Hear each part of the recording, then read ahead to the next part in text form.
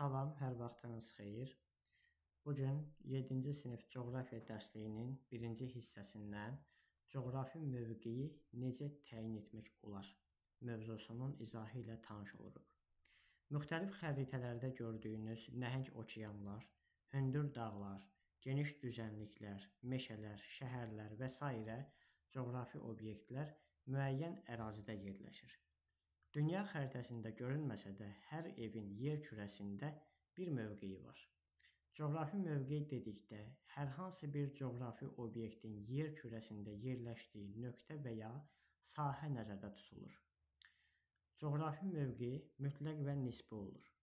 Mütləq mövqe koordinat şəbəkəsi ilə təyin olunur və qlobal mövqeyi təyin etmə sistemi ilə təyin edilir. Nisbi mövqe isə digər obyektə əsasən təyin olunur və xüsusiyyətlərə əsasən də biz nisbi mövqeyi müəyyənləşdirə bilərik. Mütləq mövqe obyektlərin coğrafi koordinat sistemində olan dəqiq yeridir. Bu mövqe qlobus və xəritələrdə coğrafi enlik və coğrafi uzunluqlarla təyin olunur. Böyük miqyaslı xəritələrdə kiçik ərazilər təsvir edildiyi üçün orada meridian və paralellər verilmir. Buna görə də coğrafi koordinatları təyin etmək mümkün olmur. Burada plan kvadratlara bölünür və hər kvadrat nömrələnir. Obyektlərin mövqeyi müəyyən olunarkən onların yerləşdiyi kvadratın nömrəsi təyin olunur. Bu dördlü və ya altılı koordinat şəbəkə sistemi vasitəsilə həyata keçirilir. Məsələn, B sxemində məktəbin yerləşdiyi kvadratın dördlü şəbəkə koordinatı 28-51-dir. Baxırıq B sxeminə, məktəb 28 və 51 koordinat sistemində yerləşir. Yəni obyektin biz baxmalıyıq arasına, sol aşağı künc hissəsinə baxmalıyıq ki, ona əsasən koordinatı müəyyənləşdirək. Və yaxud C sxemində restoranın altılı şəbəkədə koordinatı isə 62-5, 33-2-dir. Baxırıq, 62-dən 5 vahid sağda yerləşir, 33-dən isə 2 vahid yuxarıda yerləşir.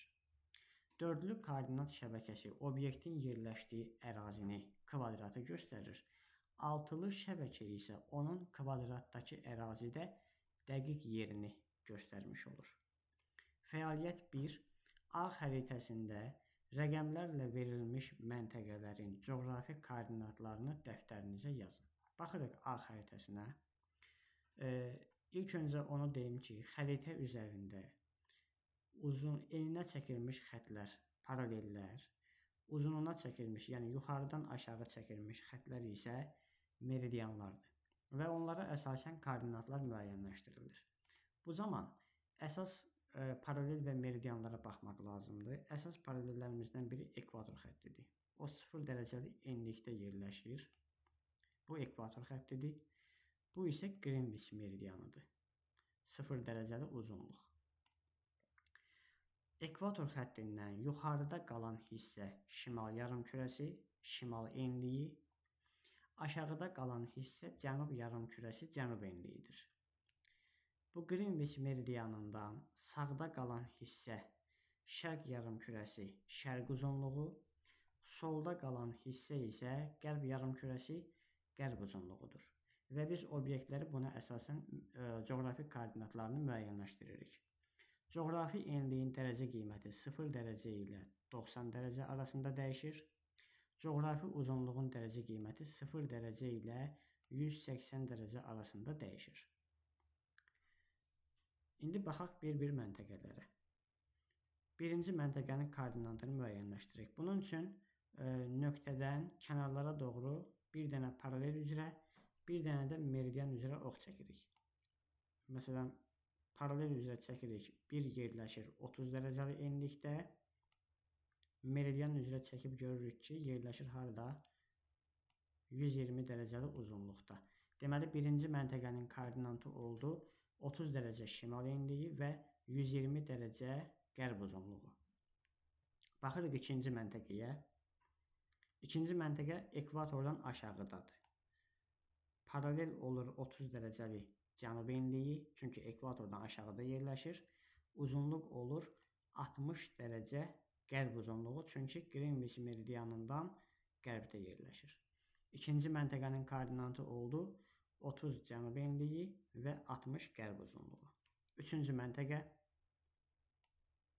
ikinci məntəqə ilə eyni paralel xəttinin üzərindədir, yəni 30 dərəcə cənub enliyindədir və 30 dərəcə də şərq uzunluğundadır. Greenwich meridianından şərqdə yerləşir.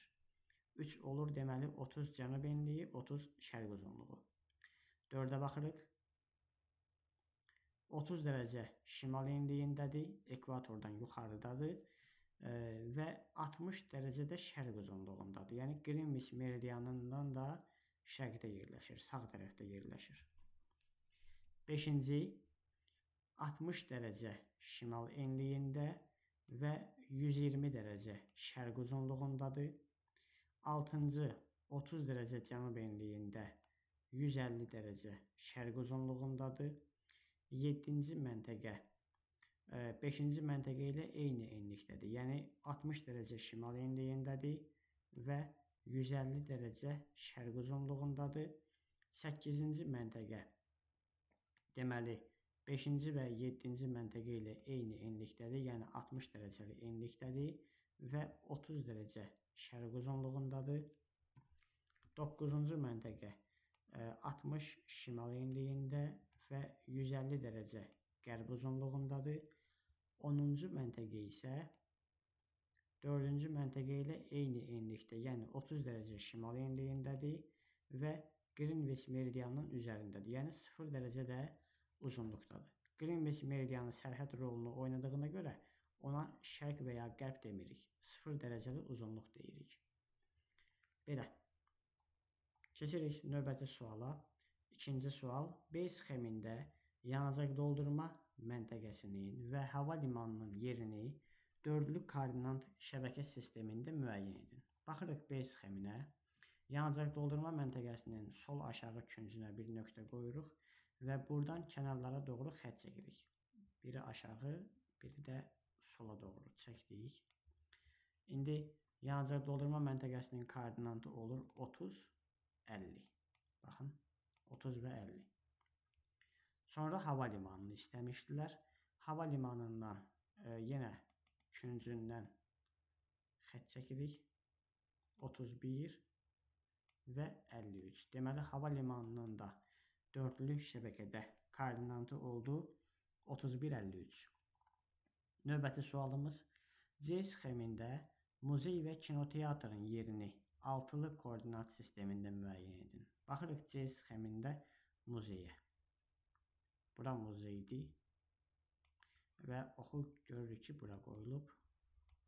Buranın koordinatını çıxaracağıq. Kinoteatr isə bu işarədir. Onun da koordinatı bura uyğun gəlir. İndi baxacağıq. Birinci muzeyə baxaq.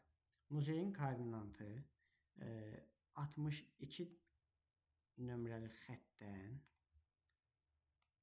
baxın 1, 2, 3 vahid sağdadır.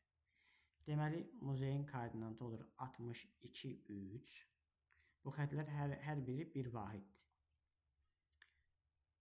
Və 33-dən də 8 vahid yuxarıdadır. Baxın, bu xətt 8 nömrəli xətt olacaq. Saysaq, bura 1, 2, 3, 4, 5, 6, 7 və 8. Deməli, muzeyin koordinatı oldu 62, 3 və 33, 8. Eyni qayda ilə kinoteatrın koordinatını müəyyənləşdirək. 62-yə baxırıq. 62-dən yenə sağa doğru saysaq. 1, 2, 3, 4, 5, 6, 7 və 8. Deməli, muzeyin kinoteatrın koordinatlarından biri oldu 62, 8 və 33 dərəcəli xəttdən də, yəni paraleldən də bir vahid yuxarıdadır. Baxın, bu xəttin üzərində yerləşir.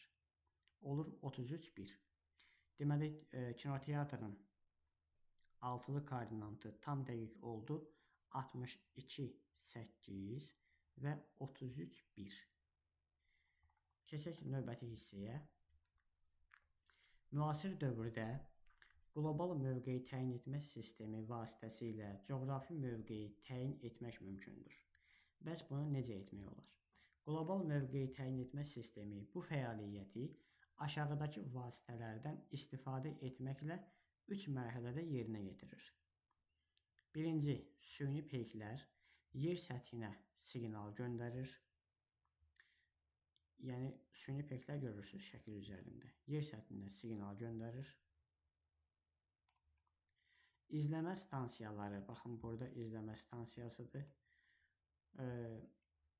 Neyniyir? Qlobal mövqeyi təyin etmə peyklərini izləyir. Onlar siqnalları və məlumatları ötürən yerüstü qurğularından ibarətdir. Üçüncü, qəbul edicilər isə, məsələn, bizdə olan telefon, kompüter, planşet və s. qəbul edicilər hesab olunur. Bu cihazlar və ya ağıllı telefonlardır. Onlar cihazların ən azı 4-dən gələn, daha doğrusu peyklərin ən azı 4-dən gələn siqnalları qəbul edir və alıcılara istiqamətləndirir. Nəticədə qlobal mövqeyi təyin etmə sistemi həm mövqeyi müəyyənləşdirmiş olur, həm də istənilən yeri təyin edə bilir. Nisbi mövqe nədir? Nisbi mövqe obyektlərin digər obyektlərə nəzərən necə yerləşməsi və necə əlaqəli olmasıdır. Məsələn, yaşadığınız yerin dağa, çaya, məktəb binasına, dəniz kənarına və s. nəzərən mövqeyi buna misal kimi göstərilə bilər. Məsələn, nümunə kimi deyə bilərik ki, məktəb marketin yaxınlığında yerləşir, mağazinin yaxınlığında yerləşir və yaxud xəstəxananın yaxınlığında yerləşir. Bax, bu olur obyektin nisbi mövqeyi. Nisbi mövqe obyektlərin təbii, iqtisadi və digər xüsusiyyətlərini əhatə edir. Məsələn, Rotterdamın şimal dənizi sahillərində yerləşməsi onun coğrafi mövqeyinin əlverişli olmasına imkan verir. Baxırıq 4-cü suala. Kompüterinizdə naviqasiya ilə getmək istədiyiniz parkı axtarırsınız. Bu qəbul edici D şəklində hansı rəqəmə uyğun gəlir? Yəni, söhbət kompüterdən gedir ki, onu D şəklində hansı rəqəm göstərir? Baxırıq D şəklinə, görürük ki, D şəklində 2 rəqəmi ilə telefon göstərilib. Telefon, kompüter, bunlar hər biri qəbul edici hesab olunur. Şəkildəki qlobal mövqeyi təyin etmə sisteminin necə işlədiyini təsvir edin. Qlobal mövqeyi təyin etmə sistemi belə işləyir ki, süni peyklər yer səthinə siqnal göndərir və yer səthində olan izləmə stansiyaları bu siqnalları qəbul edərək qəbul edicilərə, yəni telefona, planşetə və s. ötürür və beləcə mövqe təyin olunur. 5-ci sual. Y və F şəkillərinə əsasən sualları cavablandırın. Görək A variantında nə deyir? F şəklində verilən obyektin nisbi mövqeyini necə şərh edə bilərsiniz? Baxırıq F şəklinə. Müəyyən bir ərazi verilib burada. O, kənd və ya qəsəbə ola bilər. İndi buranın nisbi mövqeyini müəyyənləşdirək. Deyirik ki, şəkildə kənd və ya qəsəbə tipli bir yaşayış məntəqəsi göstərilib. Onun ətrafında dağlar yerləşir, həmçinin çay yerləşir, baxın buradan bir çay axır və verilən obyektin özü yolların kəsişməsində yerləşir. Baxın buradan böyük bir yol gedir və qəsəbənin, kəndin də ərazisindən keçir. Sonra növbəti suala baxaq.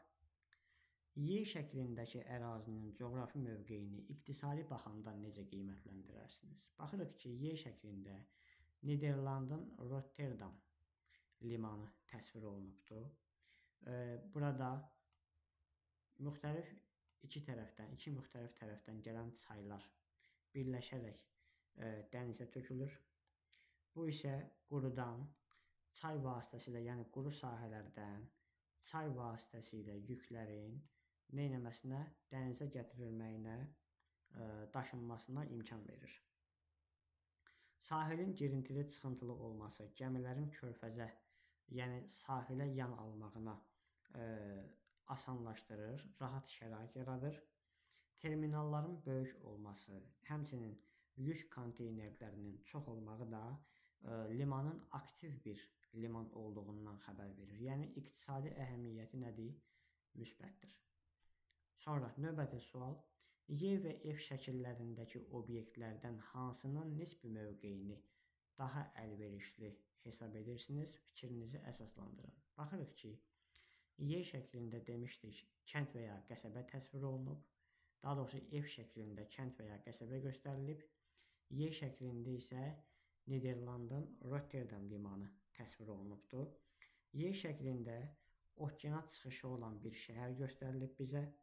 Ev şəklində quru ərazidə, yəni okeanlardan, dənizlərdən uzaqda yerləşən bir yaşayış məntəqəsi təsvir olunubdur. Kənd ərazisi verilibdir. İqtisadi cəhətdən hər ikisinin özünəməxsus xüsusiyyətləri var. Hər ikisinin özünəməxsus müsbət və mənfi cəhətləri ola bilər. Lakin ticarət dövriyyəsində limanlar daha böyük paya sahibdir, daha fəal iştirak edirlər və bu da limanın iqtisadi əhəmiyyətini neyinir? Artırmış olur. Növbəti sualımız: Çin səddinin nisbi mövqeyini təbii və iqtisadi cəhətdən necə qiymətləndirərdiniz? Çin səddi haqqında şagirdlər tarixi biliklərinə əsasən bu sualı cavablandıra bilər. Və əlbəttə ki, burada müəllimin də istiqamətləndirici suallar verməsi məqsədə uyğundur. Çin səddinin tarixi əhəmiyyətindən danışan şagird Böyük Çin səddini dünyanın ən böyük tarixi memarlıq muzeylərindən biri olduğunu söyləyə bilər. Həmçinin deyə bilər ki, Çin səddi Çinin şimalında yerləşir. Təxminən 21,2 min kilometr məsafədə, yəni 13 min mil məsafədə uzanır.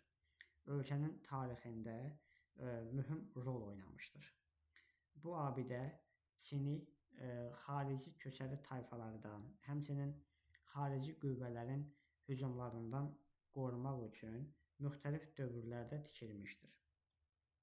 Divar Çinin çoxəsrlik hərbi strategiyasını və ərazisini müdafiə etmək xüsusiyyəti daşıyırdı.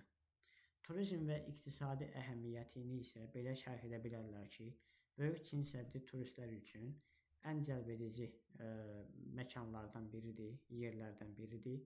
Dünyanın hər yerindən hər il milyonlarla turist Böyük Çin səddini ziyarət etmək üçün ölkəyə gəlir və bu da ölkə iqtisadiyyatına əhəmiyyətli dərəcədə təsir göstərir.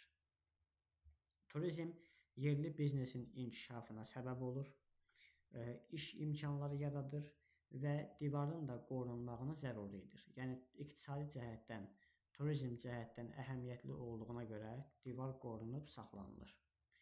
Dərsimizin izahı bu qədər.